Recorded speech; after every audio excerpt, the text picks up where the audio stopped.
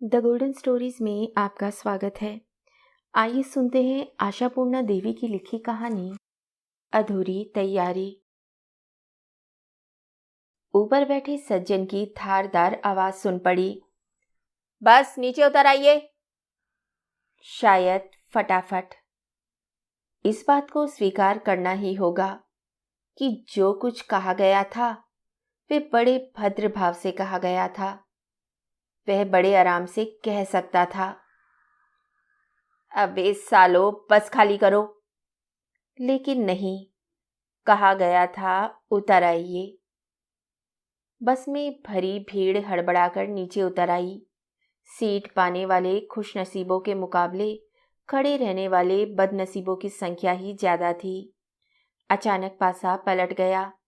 ऐसे ही बदनसीबों को पहले उतरना पड़ा और वे भाग्यवान यात्री जो धक्कम धक्का और ठेलम पेल करके अंदर घुसे थे, उन्हें आखिरी ठिकाने तक जाने वाले मुसाफिर के रूप में वहीं टिके रहना पड़ा। लेकिन त्रिभुवन चक्रवर्ती की तरह इतने पीछे कोई नहीं रह गया था। सारी बस एक ऐसी दिया सलाई की तरह दिख रही थी जिसकी सारी तीलियां खत्म हो गई हों। त्रिभुवन अब भी गठियाग्रस्त घुटनों के साथ कसरत कर रहा था। ऊपर बैठे आदमी की आवाज एक बार फिर सुन पड़ी। क्या बात है दादाजी, आपका ट्विस्ट नाच पूरा नहीं हुआ या और कुछ बाकी है? दूसरे ही पल उसने धमक दिया। अच्छा मजाक है, जल्दी नीचे उतरिए। त्रिभुवन नीचे उतर गए।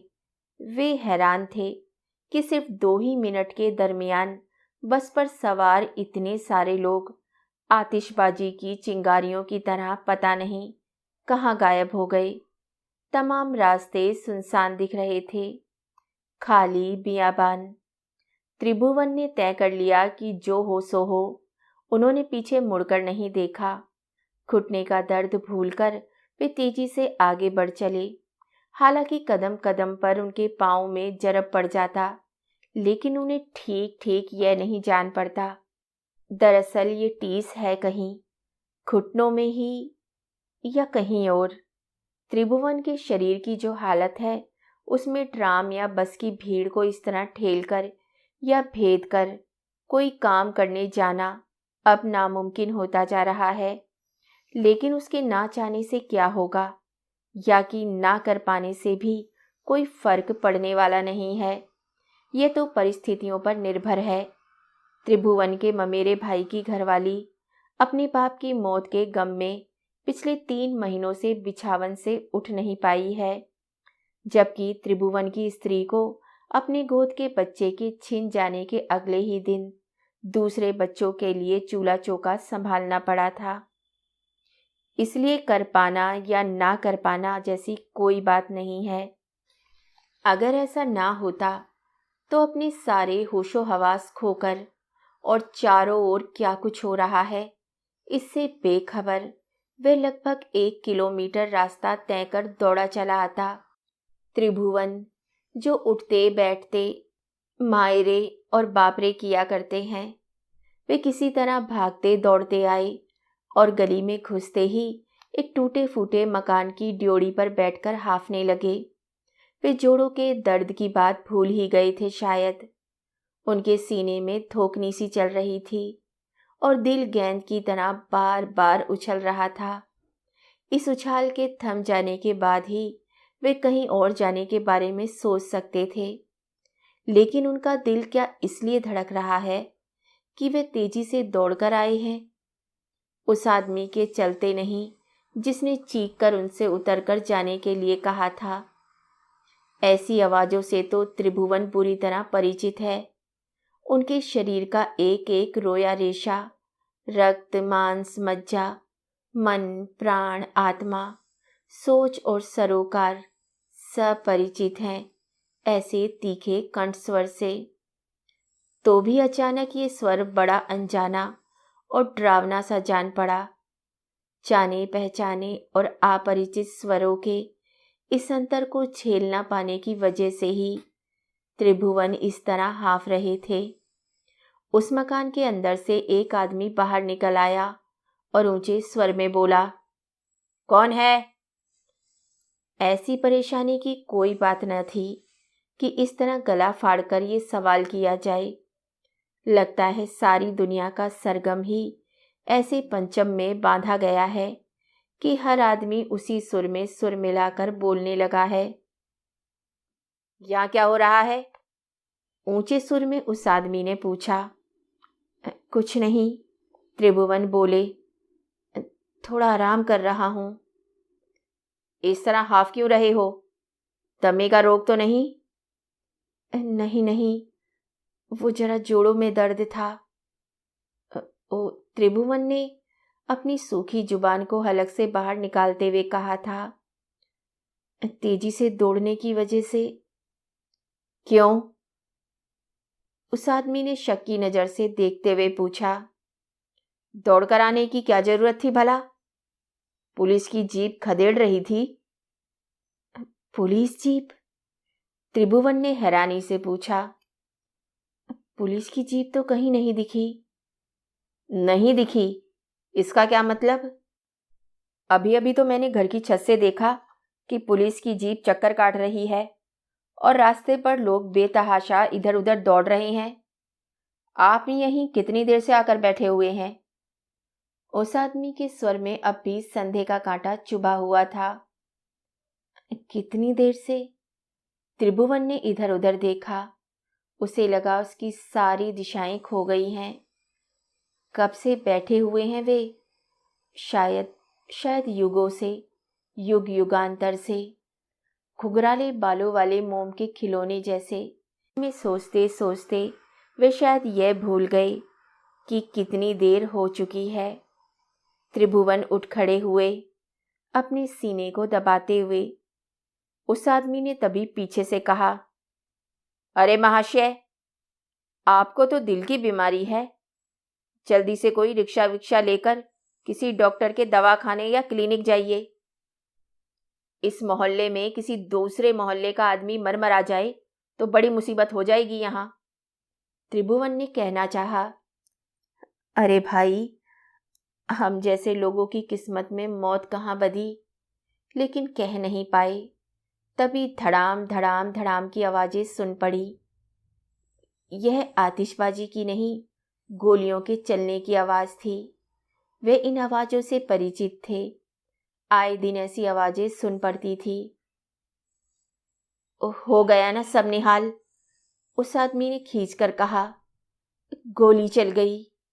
अरे अब भी तो निकल जाइए। और ऐसा कहते हुए वे घर के अंदर घुस गया और उसने अंदर से दरवाजा बंद कर लिया। लगता है रिक्शा पर ही जाना पड़ेगा, त्रिभुवन ने सोचा। पैसे के बगैर, लेकिन कोई रिक्शा तो मिले पहले, और वह भी खाली हो। 2-3 रिक्शे पर नजर पड़ी, लेकिन सब सवारी समेत बेतहाशा दौड़ रहे थे। आखिर वे इतनी तेज क्यों दौड़ रहे थे? और सिर्फ वाहन ही नहीं, लोग भी दौड़ रहे थे। इधर के लोग उधर, उधर की भीड़ इधर। खासी रेल पेल थी। त्रिभुवन भाग दौड़ नहीं कर सकते। लगता है ठीक से चल भी नहीं पा रहे। ऐसा जान पड़ता है उन्हें जैसे कोई पीछे खींच रहा है रस्सी से, उन्हें जमीन पर धकेलकर गिरा देना चाहता है। हालांकि ये सारी बातें एकदम नई नहीं हैं, कई कई बार सुनी जा चुकी हैं। बार बार यही बात उठाई जाती रही है। क्या कहा जाए, ये सब गलत इरादों का नतीजा है। ये सब बस जलाकर भाग रहे थे और अब पुलिस गोलियां चला रही हैं।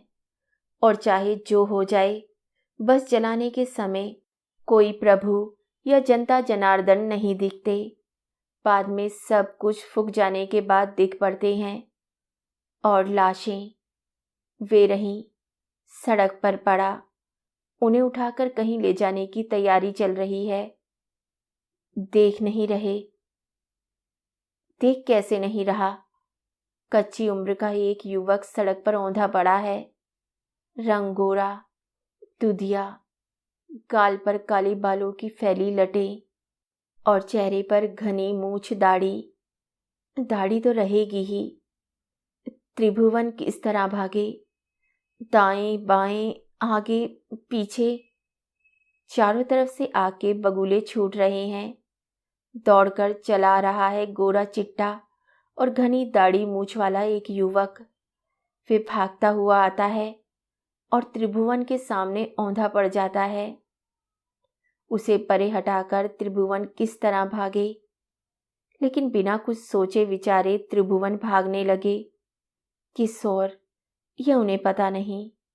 अगर वहां त्रिभुवन को जानने वाला कोई होता तो वह यही कहता, ये आदमी जोड़ों के दर्द का बहाना किए हुए है।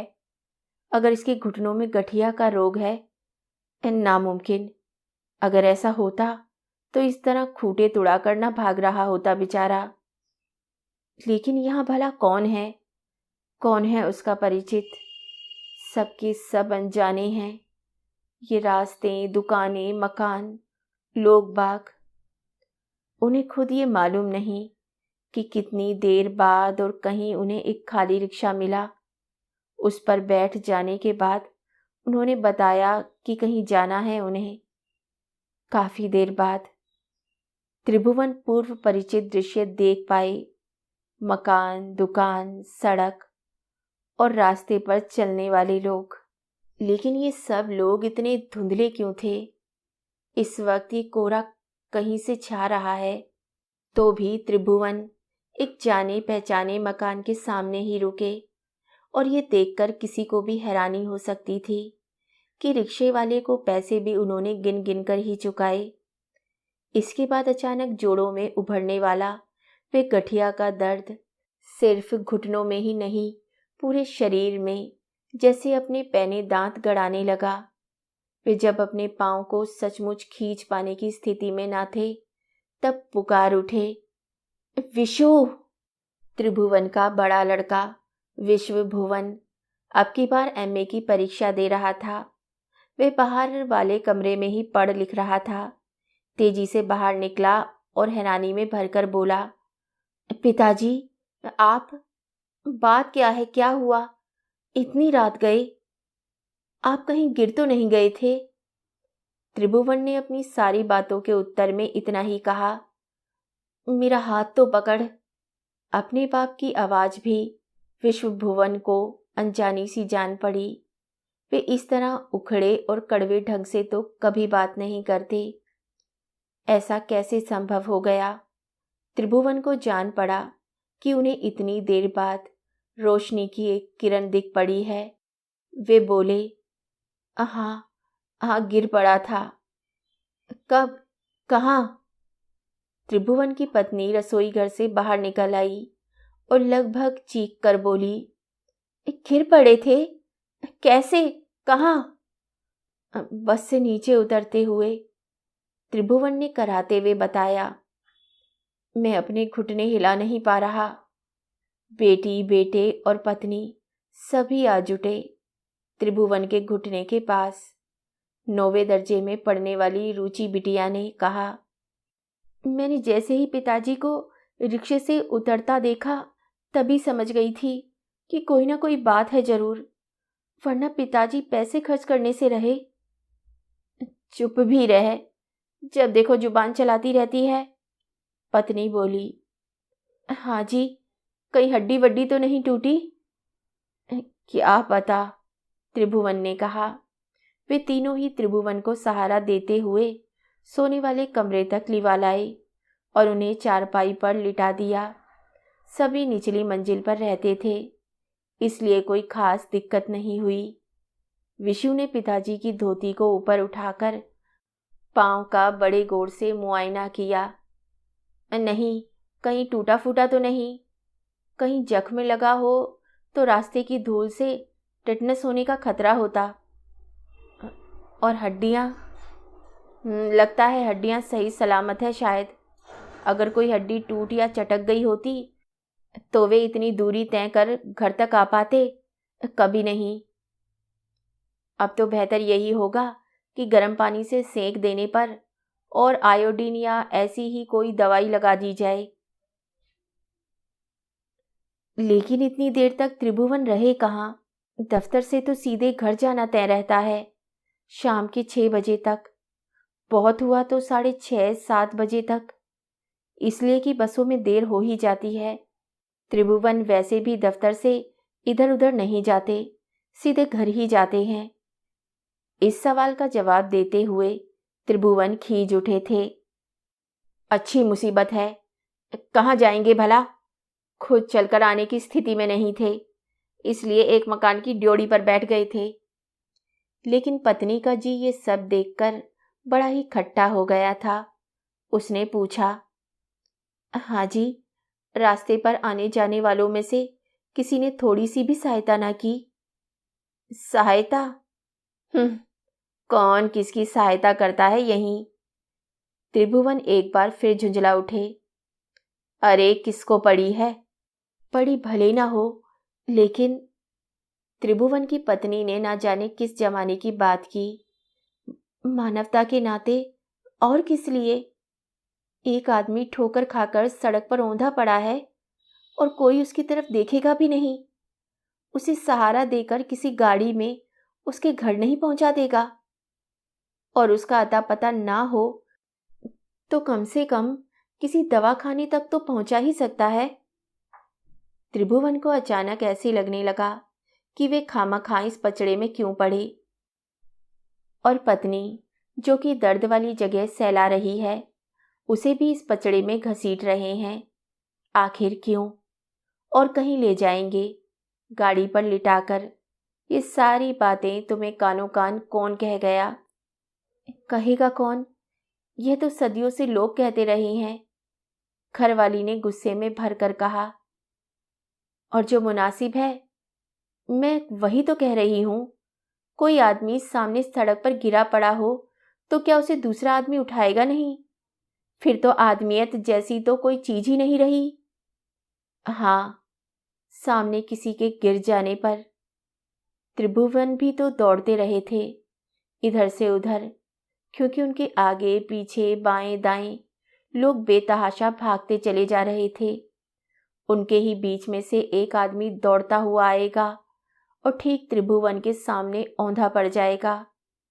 भला त्रिभुवन को कहीं पता था? वे खुद भागते रहे थे जी जान से। फिर उन्होंने अपने आप को रोका था बलपूर्वक। वे उठ खड़े हुए थे अपने तकिए का सहारा लेकर, और फिर खींचते हुए बोल पड़े थे, आदमियत, इंसानियत, मानवता, तुम्हें इनके हिज्जों के बारे में मालूम भी है? चलो चलो फुटो यहां से, ज्यादा बकबक मत करो। एमए पढ़ने वाले बेटे के सामने इतना अपमान, क्या इसके बाद और बावजूद वे टीसते अंगों को अपनी हथेलियों से सहलाती रहेगी? घरवाली चिढ़कर बोली, वाह क्या खूब, देखो तो विशु, मैं ही हूं जो कई सालों से ये झेल रही हूं। घर बार के सारे काम काज संभाल रही हूं, और ये बाबू साहब रोब गांठे जा रहे हैं।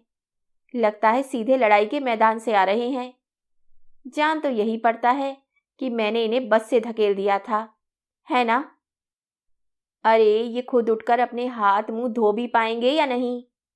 या कि गर्म पानी की पतीली यहीं ले आऊं? कमरे में पतीली मंगाकर वहीं हाथ मुंह धोने वाली बात त्रिभुवन के लिए कोई नई बात नहीं। कभी कभी विवश होकर ऐसा करना पड़ता है। लेकिन त्रिभुवन ने अचानक झिड़क दिया, नहीं, इस नवाबी ठाट बाट की कोई जरूरत नहीं, मैं आ रहा हूं। और कंधे पर तौलिया रखकर वे बाथरूम की तरफ बढ़ गए। रूबी ने कहा, पिताजी तो बड़े आराम से चल रहे हैं, कोई खास चोट नहीं लगी है। विश्व भुवन ने भी, जो सारा कुछ देख रहा था, मुस्कुराकर बोला, चूंकि किसी वजह से आने में देर हो गई थी, इसलिए पिताजी ने एक कहानी गढ़ ली। विशु की माँ ने भी कहा, जो भी हो, एक आदमी की चिंता तो मिटी, अब दूसरा कब घर आएगा यह तो वही जानता है, या फिर भगवान। ये दूसरा विशु की माँ का सबसे छोटा बेटा जय भुवन था। इस बार कॉलेज के पहले साल में पढ़ रहा था। परीक्षा सर पर थी। इस बारे में कुछ कहा नहीं जा सकता कि वह नियमित रूप से कॉलेज जाता भी है या बिल्कुल नहीं जाता। वे एकदम लापरवाह है, सबसे अलग थलग और बेखबर।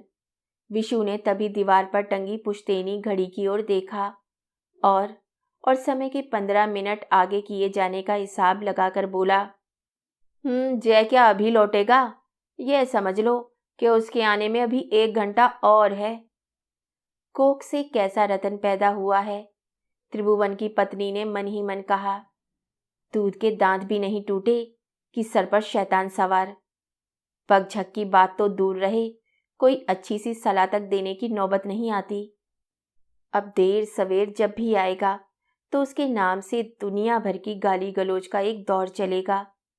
इधर एक तरफ पेट में आग लगी रहती है और दूसरी तरफ बेटा जब तक घर ना लौट आए तब तक खाने पर बैठने को जी नहीं करता, और सारा गुस्सा निकाला जाता है मुझ पर। मेरी तो जान पर बनाई है। तू भी तो मेरा बेटा है, एक ही जैसा साथ पला बड़ा, लेकिन सभी एक जैसे नहीं होते माँ। मैं ठहरा डरपोक, मेरी बात जाने दो। और ये कहकर विश्वभुवन ने किताब में अपना मुंह छिपा लिया। कमला ने रूबी को बुलाकर खाना लगाने को कहा। रूबी ने 2 नक्काशीदार आसनी बिछाकर 2 गिलास रखे, फिर उनमें पानी उड़ेलकर पूछने लगी, छोटे भैया का भी खाना परोसकर रख दूं?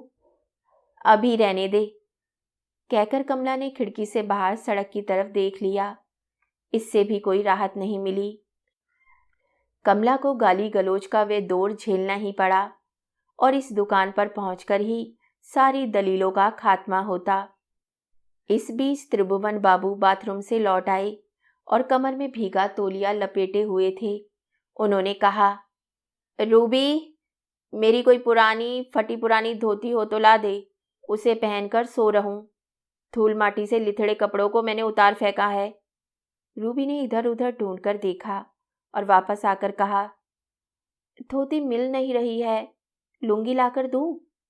इस बीच कमला भी रसोई घर से थाल में रोटी और तरकारी परोसकर ले आई थी, और आसनी के सामने रखकर उसने कहा, इस लड़की की आंखें तो आसमान पर टंगी रहती है, उसे कुछ सूझे भी तो कैसे? मैं हाथ धोकर देती हूं। अरे रहने भी दो, हो गया, त्रिभुवन ने उखड़े स्वर में कहा, और फिर पूछा, मेरा खाना भी लगा दिया? मैं तो सोने जा रही थी। सोने जा रही हो? कमला ने त्योरियां चढ़ाकर पति की ओर देखा। अभी सोने जाना तो बड़ी अजीब सी बात लग रही है। क्या बात हुई? वे बुरी तरह चिढ़ गए और बोले, ये आखिर बात क्या है? तुम्हें हुआ क्या है? किसी डर से अचानक त्रिभुवन सहम गए थे। उनके हाथ पांव ठंडे हो गए। कमला की आंखों में ये कैसी आग सुलग रही है? त्रिभुवन के सीने की धड़कन रेल के इंजन की तरह धड़कने लगी, और वे उसी स्थान पर जाकर गिर पड़ना क्यों नहीं चाहने लगा था। त्रिभुवन उन आंखों के सामने से खुद को हटा लेंगे। वे तेजी से आगे बढ़े और आसनी पर बैठ गए। फिर होठ चबाते हुए बोले, मजाल है किसी की जो ये कह सके कि मुझे आज भूख नहीं है। अच्छी मुसीबत है। और ऐसा जान पड़ा कि वे गुस्से में रोटी के बड़े बड़े टुकड़े तोड़कर मुंह में डालने लगे। इसका मतलब यह हुआ कि गाली गलौज का दौर आज के लिए मुलतवी हो गया। एक तरह से अच्छा ही हुआ।